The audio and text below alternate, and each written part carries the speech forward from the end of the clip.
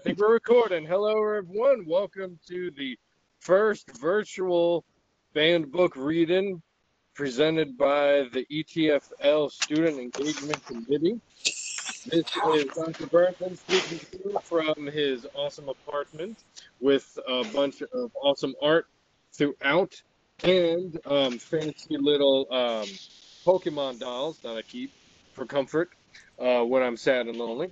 Um, so today what we're going to do is bring you a couple banned readings and banned literature in celebration of the American Library Association's Banned Book Week. So I'm going to try to share something. This is what happens when 40-year-olds are in charge of technology. I think I can do it. Let's see. I think it's up, right? Is it up? Yes. All right, cool. So, what I want to start off is a wonderful comic that has been banned in several states across the U.S. for being dangerous. The various religious organizations, organizations have said that this work will make students ask questions about sex. That is coming from one of the Missouri papers, authored by Claudette Riley. And it's a very interesting work. I've only just recently discovered it. And basically, it's Corey Silverberg and Fiona Smith, and they wanted to just kind of bring, pre-adolescents, give them a good work to talk about sex. And this is called Sex is a Funny Word. So first, it's talking about our bodies, right? And bodies are weird. I'm already confused. Can we go back to the beginning, right? I don't get what the big deal is about, well, yeah, who cares about bodies, right? My body is fabulous, right? Imagine that being banned, right? I find bodies curious and beautiful. Oh, so scary, right? So this is a very great work, and let me see if I can get even closer on the screen for you. And so this is an interesting work because we have, obviously they're trying to do a very kind of diverse gender positivity, body positivity aspect. And here, it's just going to get worse. It's going to get more scandalous as we go, right? Trusting your body means learning to listen to your body. Always ask before you touch someone else's body. Everybody feels good sometimes, and everybody feels bad sometimes. Everybody needs help from other bodies sometimes, right? Look how controversial this is. But here's where it gets controversial, right?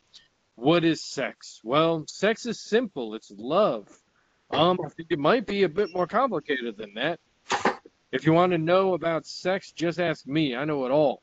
Can you all stop talking? I want to listen to this. I think it's going to be good, right? So learning about sex is kind of like visiting a carnival or a fair.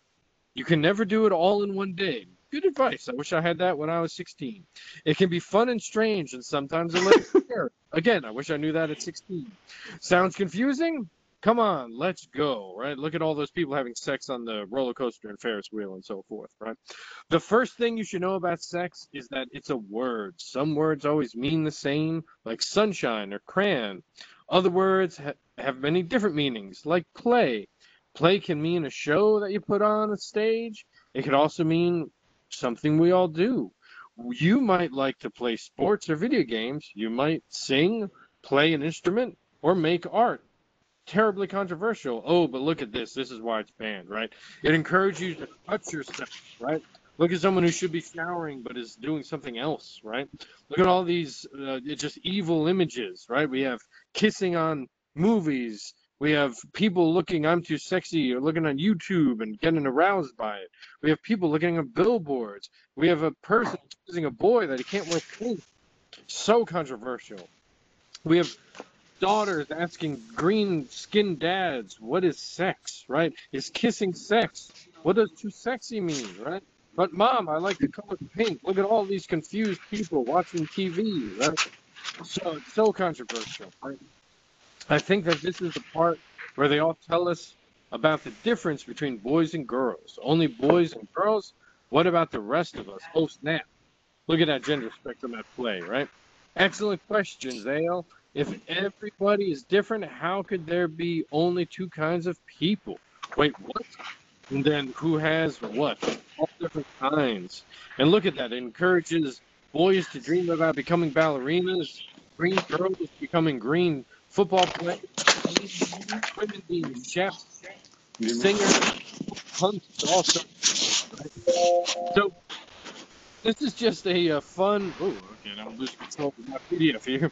This is just a fun work, and I encourage you to read it, right? Because it delves into gender spectrums, body positivity, all sorts of great aspects. And this is my so far, it's my new favorite banned book because it teaches people that sex is okay, that loving yourself is okay, and that we're all unique and special. So now I'm going to turn it over to our next reader. Hannah, are you ready? Oh, look at that face. I am so ready, and I feel that you've primed everyone for my particular person that I'm going to read about. Okay, I got a little distracted. I might ask Dr. Tita if you'd be willing to mute his microphone. Okay. No, you're so fine. I am just, it is past my bedtime, and I'm easily distracted, so thank you. Where's my microphone? I don't know. I'm on my iPad. I'm trying to get my thing. I'll get it. Mm-hmm. You're fine. I totally trust and believe in you. But while you figure that out, I guess I'll go ahead. I have chosen to read some work by Mike, you're killing me. To read some work by Sappho, who I often read. I read her at Dead Authors Night too, but I thought she was super appropriate for this because I actually got to look up and figure out when she was first banned and first censored. So I have a little bit of information from poets.org about Sappho and why she was banned back a long time ago. Okay. So here's a little info too about Sappho for those of you that don't know about her. The Greek poet Sappho lived on the island of Lesbos and is famously known for her poems of romantic longing and her affairs with other women. Though Plato referred to her as the 10th muse, her sexuality occasionally overshadowed her work, which was frequently viewed as obscene and objectionable. In 180 AD, the Assyrian ascetic Tatian decried Sappho as a whorish woman, love-crazy, who sang about her own lasciviousness. Before it was destroyed, the Library of Alexandria housed 9 collections of Sappho's poems, but in 30 AD, St. Gregory of Nazianzus, the Bishop of Constantinople, ordered her work burned. Later, in 1073, Pope Gregory VII also ordered that her work be publicly burned. So lots of burning here. Most of her work was destroyed. Only one complete poem survived, and the discovery of more of her poem fragments by scholars happened in 1898. So we have some things that have lived through all the burning long ago because it was so salacious. So I will start with 2 fragments, and then I'll maybe read 1 or 2 of the longer bits here. Here's the first. This is Sappho 51. I don't know what to do. 2 states of mind in me. Now, fragment 69. This is also translated by Anne Carson. Sinful. That's it. That was fragment 69. And then I'll read this last one for you to get a little taste of Sappho. This is Sappho 94. We love 94. I simply want to be dead. Weeping, she left me with many tears and said this. Oh, how badly things have turned out for us. Sappho, I swear, against my will I leave you. And I answered her, rejoice, go and remember me, for you know how we cherished you. But if not, I want to remind you, and to remind you and the beautiful times we had. For many crowns of violets and roses. At my side you put on, and many woven garlands made of flowers around your soft throat. And with sweet oil costly you anointed yourself, and on a bed delicate you would let loose your longing. And neither any blank, nor holy place, nor was there from which we were absent no grove, no dance, no sound. And so that's some sexy Sappho for you all. Surviving the Ashes. Thanks.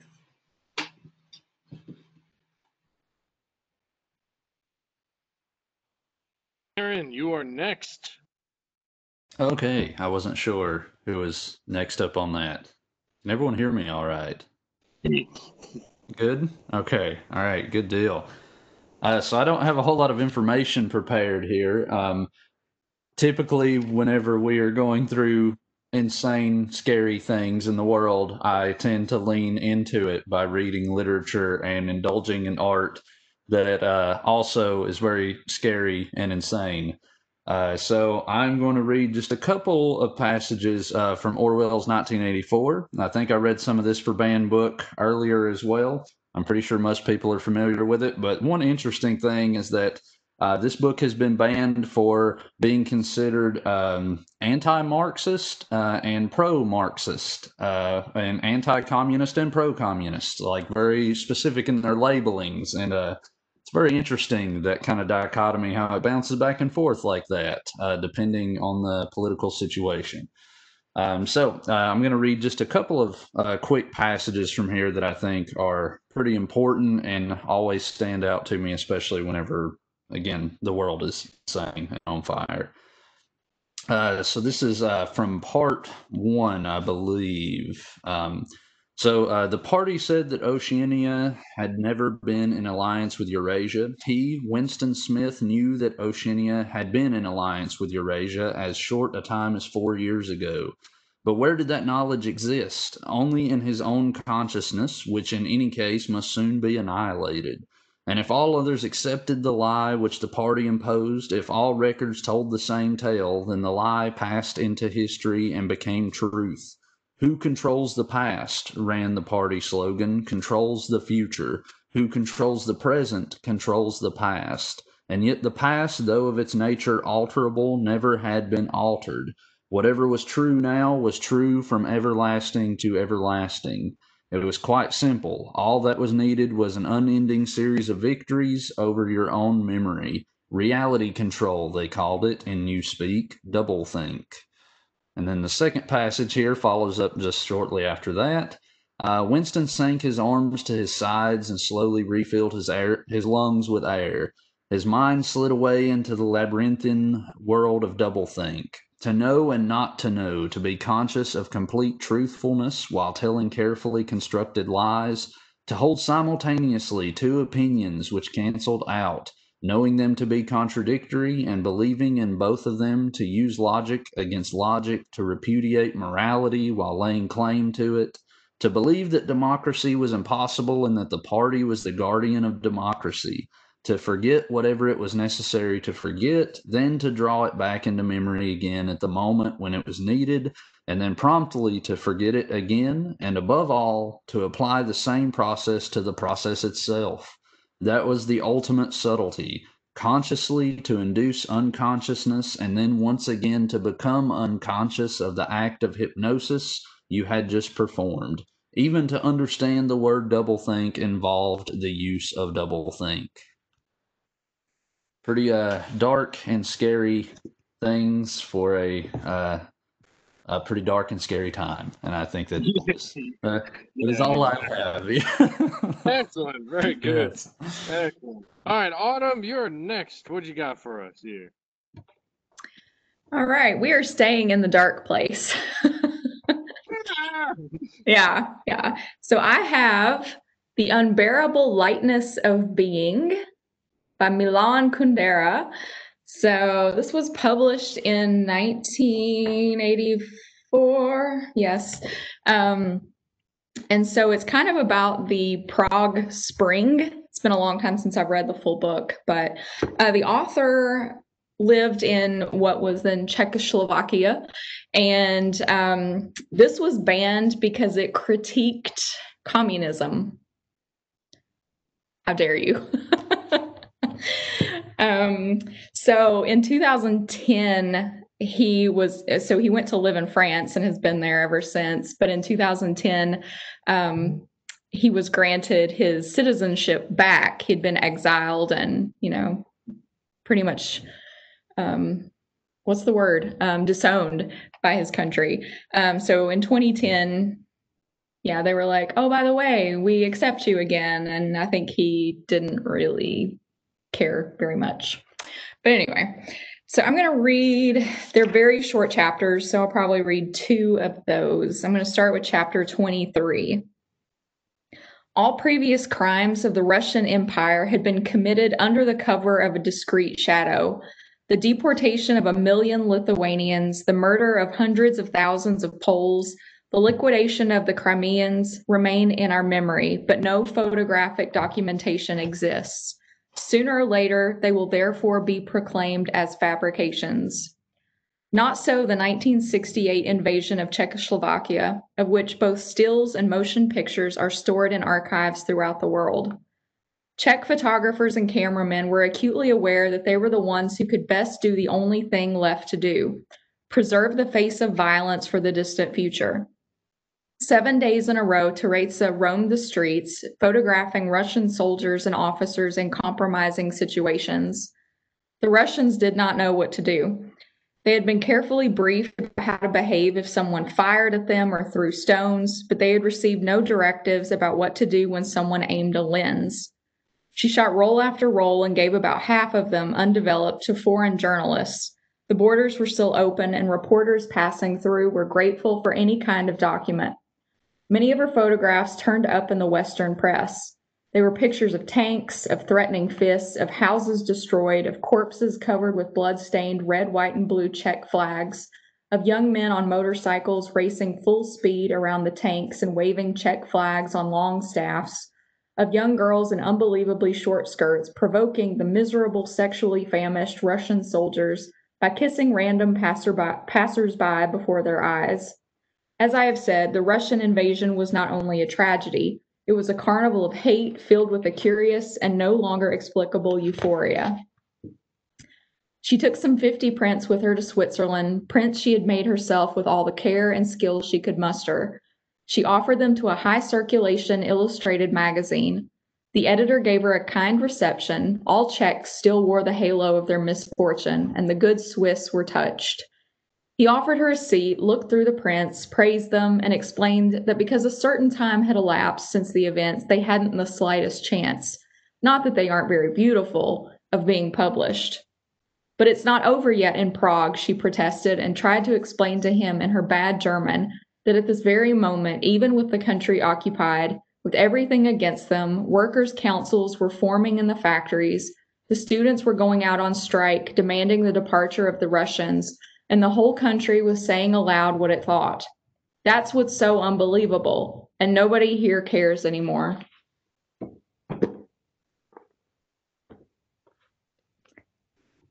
Woo!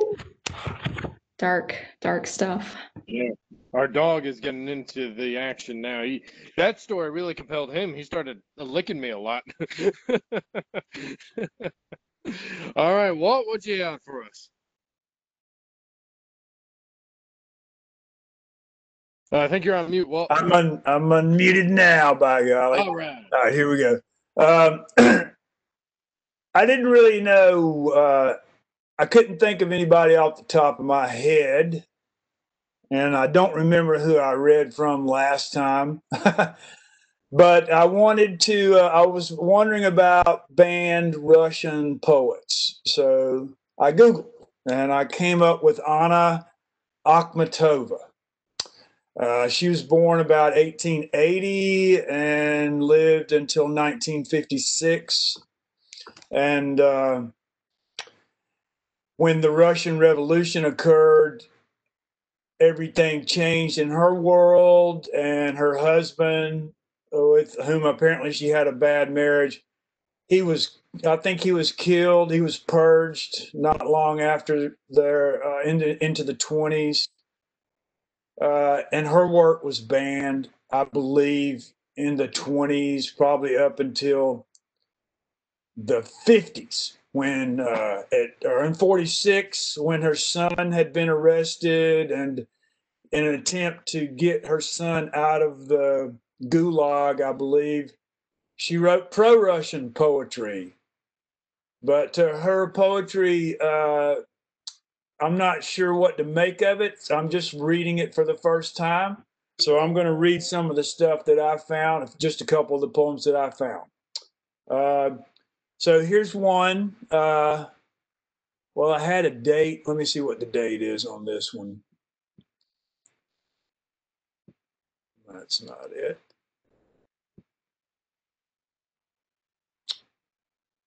This is called Lot's Wife. I don't have the date. Hold on. That's not it. That's not it. Well, I can't find it. Okay. Lot's Wife. I'll figure out a date, maybe later at an undisclosed time. Okay. Lot's Wife. And the just man trailed God's shining agent over a black mountain in his giant truck, while a restless voice kept harrying his woman. It's not too late. You can still look back at the red towers of your native Sodom, and the square where once you sang, the spinning shed, and at the empty windows set in the tall house where sons and daughters blessed their marriage bed. A single glance, a sudden dart of pain, stitching her eyes before she made a sound. Her body flaked into transparent salt, and her swift legs rooted to the ground. Who will grieve for this woman? Does she not seem too insignificant for our concern? Yet, in my heart, I never will deny her, who suffered death because she chose to turn. Okay, so that's an interesting inner text. Here's another one called "I'm Not One of Those Who Left Their Land." I'm not one of those who left their land to the mercy of the enemy. I was deaf to their gross flattery. I will grant them my songs. But to me, the exile's always wretched, like a convict or a patient. Wanderer, your road is dark, and the bread of strangers tastes bitter. But in the blinding smoke, the flames, destroying the remains of youth, we have refused to evade a single blow against ourselves. And we know that in the final reckoning, each hour will stand justified. No people on earth shed fewer tears, are simpler, or more filled with pride. These translators are getting the rhymes in at the ends, aren't they? I think I've got one more. This is an early one from 1911. This will be the last one. I wrung my hands. I wrung my hands under my dark veil. Why are you pale? What makes you reckless? Because I have made my loved one drunk with an astringent sadness. I'll never forget. He went out reeling. His mouth was twisted, desolate. I ran downstairs, not touching the banisters, and followed him as far as the gate, and shouted, choking, I meant it all in fun. Don't leave me or I'll die in pain. He smiled at me, oh, so calmly, terribly, and said, why don't you get out of the rain? Okay, Anna Akhmatova, banned in Russia. So, Autumn, you're familiar with her? Yeah, okay, 'cause, yeah, Autumn applauded. Yeah. Yeah, she's a beautiful poet. I've actually taught her whenever the last time was that I taught the second half of World Lit. Okay, cool. Yeah. Yeah, that's a great those are great pieces to read, Walt. I've never heard of this author, so yeah, next time I teach World Lit, I need to definitely cover her. That's wonderful. All right, Charles, finish us up here. What you got for us?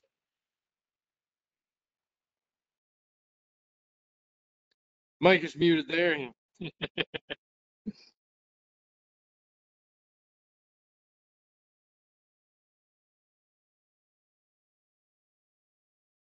Yeah, it looks like you're still muted.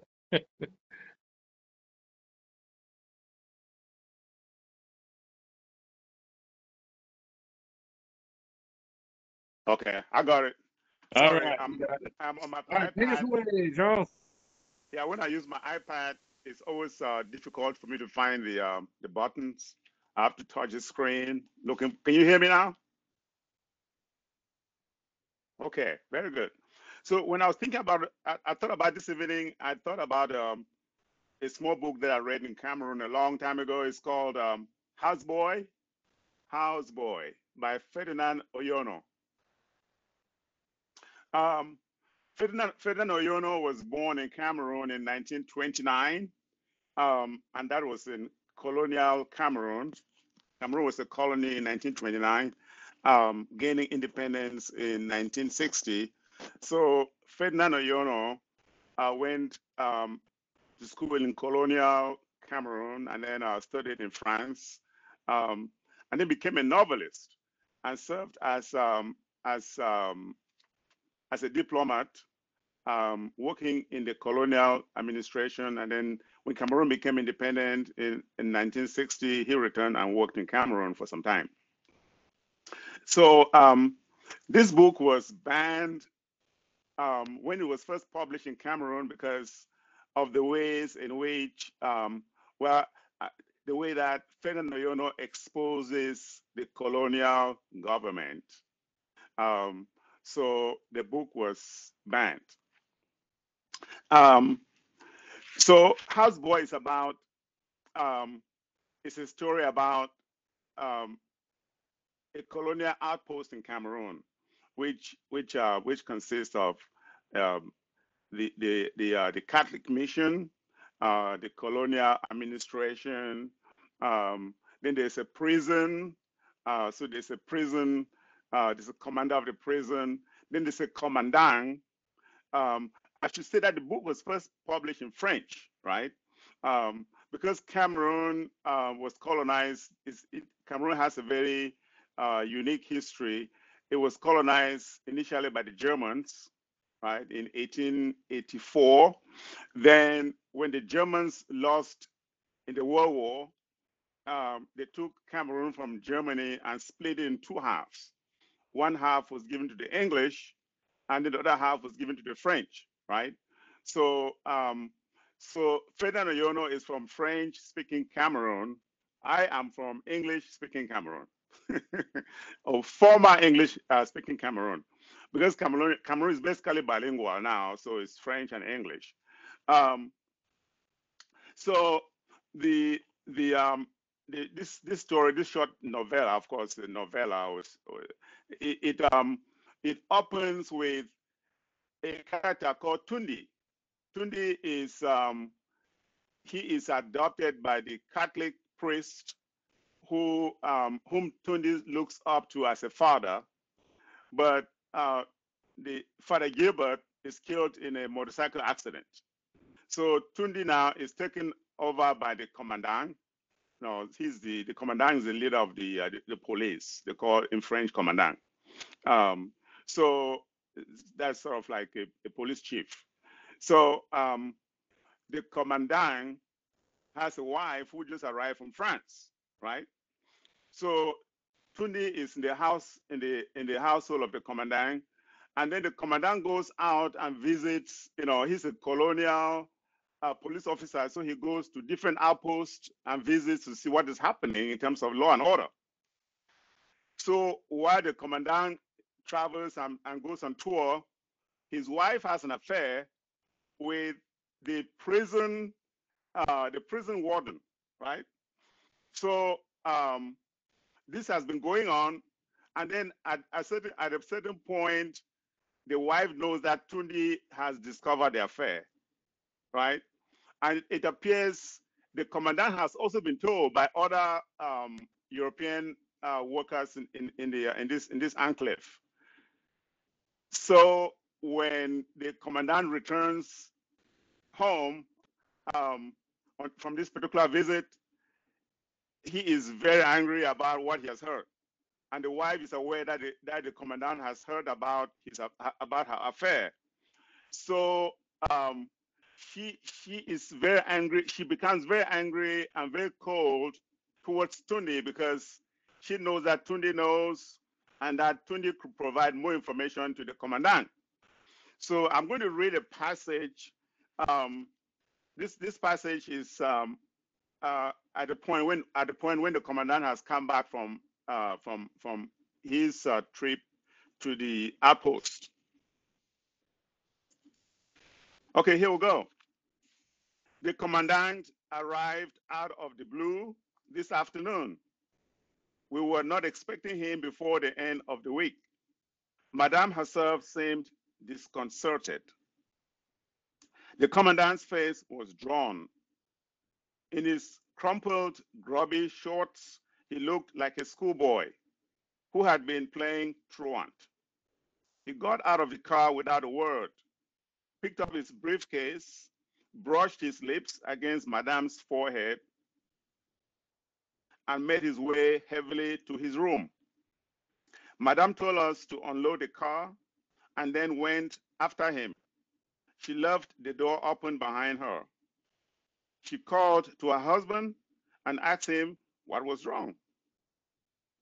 He replied with a grunt. She went on badgering him, and at last he said that she was looking too well to go worrying over him. She was silent for a moment. Then she told him he was being unfair. She went and lay down in her hammock on the veranda, and for a long time was lost in her thoughts. After he had rested, the commandant called for a shower. Later he appeared, shaved and pomaded. The color had come back to his face.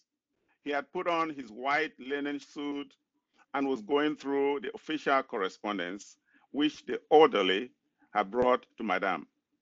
She did not speak. The commandant seemed to have forgotten she was there. He went into the garden and walked a little way from the residence, his hands in his pockets. He came back towards the veranda and seemed to be going to his wife, but he turned off into the drawing room. Madame got out of the hammock and in turn went into the garden. The commandant called me and sent me to find her. She was staring straight in front of her, his chin between the thumb and finger of her right hand. She did not hear me coming, and when I coughed, she was startled. She listened to my message without a word and followed me back to the residence. When the commandant called me, I had the feeling he had just changed his mind about something, and that was why he sent me to look for Madame. He was half lying down on the couch, and holding something hidden in his hand. It was the time for the evening aperitif. It's a French word. When Madame came in, I took up my position beside the refrigerator as an excuse to stay in the room. The commandant did not look his wife in the eyes. He seemed distant and bitter. So after this moment, the madam conspires with the prison warden to arrest Tundi for some made-up crime. Tundi is locked up in prison for no crime because madam is suspicious that Tundi is going to furnish the husband with some more information about her affair. So Tundi manages to escape and then runs out. This is in the southern part of Cameroon, and then he ends up in Equatorial Guinea. So the novel is actually an epistolary because it's letters that Tundi writes to himself. He writes them in the form of a notebook. So there are two notebooks, and or it's actually not an epistolary. It's a diary. It's a diary because Tundi takes notes in two notebooks, and this is the novel is the culmination of those two notebooks. So Tundi dies in Equatorial Guinea. That's my dark story. And also a band in Cameroon. Yeah, welcome to 2020, everybody. Yeah. Excellent. Thank you for sharing, Charles. Yeah, I've never heard of that novella before, so yeah, that sounds fascinating. Houseboy. It was published in French called Une vie du boy. So Okay. It's a translation, 1966. Yeah, okay, excellent. All right, so that concludes our virtual banned book reading, kind of reiterating the fact that cancel culture has existed for decades, right? It is not a new topic. It is not a new political topic to get thrown around so lightly. Literature, especially, we've always known, that's been banned. So, it's always a good week to remind ourselves that especially as streaming services start banning more content and as, streaming services, especially in the modern era, because I think that's probably the most pronounced form of censorship that we're seeing within the last, I would say, 2 years or so. So it's always a good reminder that, intellectuals, academics have always had to kind of grapple with how we deal with content. Do we teach subversive literature? Do we read subversive literature? Do we celebrate it? Obviously, this week is all about celebrating subversive literature, and I think as academics, I think we should study all forms of art. But it's a good reminder. All these works are just good reminders that there's so much beauty in works that are considered evil and solicitous, or so it's always a good time to kind of really evaluate, why we are so afraid of certain ideas and why, especially, when we look at all the works that we read, why issues of racism or issues of nationality or issues of sex or issues of politics, right? All, are kind of too sensitive sometimes for cultures to deal with. And of course, what's the answer? Censorship. But we know as academics that that's not a great answer. We should always have dialogues. And that's why kind of the American Library Association has created this week to really remind us that we should talk about these topics, and that anytime we fear topics, going back to Aristotle, they have more control over us. So we want to thank everyone who is watching this post recording, if this recording works. If not, then it's just part of the wind. And I had a good time just talking to friends, so that's all that matters to me in the end. So we want to wish you the best of luck finishing the semester, and take care.